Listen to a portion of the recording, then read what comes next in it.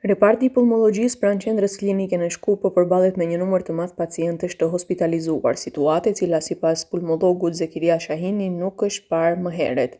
Pjesa më e madhe e pacientëve të shtruar janë të diagnostifikuar me karcinom të mushkërive, duke ngritur shqetësime serioze për përhapjen e kësaj sëmundje. Duhet ngritet alarmi pak, pse jo edhe të friksohen njerëzit se është për të friksuar dhe për të treguar se shkaktari i karcinit të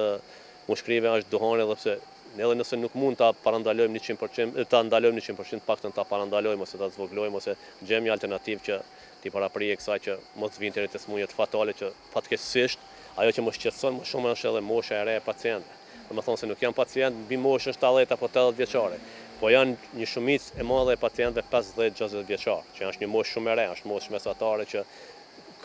kemi një rritje të numrit të vdekjeve shumë të pacientëve të moshëve të reja. Pulmologu Shahini kërkon vëmendje të madhe si nga institucionet shëndetësore ashtu edhe nga qytetarët. Ai thekson se diagnostifikimi në fazën e avancuar e vështirëson trajtimin dhe ul mundësinë për shërim. Për këtë arsye, apelon te Ministria e Shëndetësisë që të bëhet një screening. Kam bërë një apel deri te Ministria e Shëndetësisë që të ngritet alarmi deri te shoqatat e pulmologëve, që të mirret një aktivitet, domethënë një të bëjë një screening i përgjithshëm, domethënë që mundsohet edhe mjekëve primar dhe mjekëve sekondar që punojnë në mjekësinë primare dhe sekondare, që të mundsohet që të vinë sa më lehtë deri te screeningi, sepse për të bërë një rentgen mushkërive pacientët presin deri në javë, 3 javë, mos flasim për një kompjuter tomografi të mushkërive, duhet presim me muaj të tërë. Atëherë apeli ishte që Ministria e Shëndetësisë marrë një mobilizim të përgjithshëm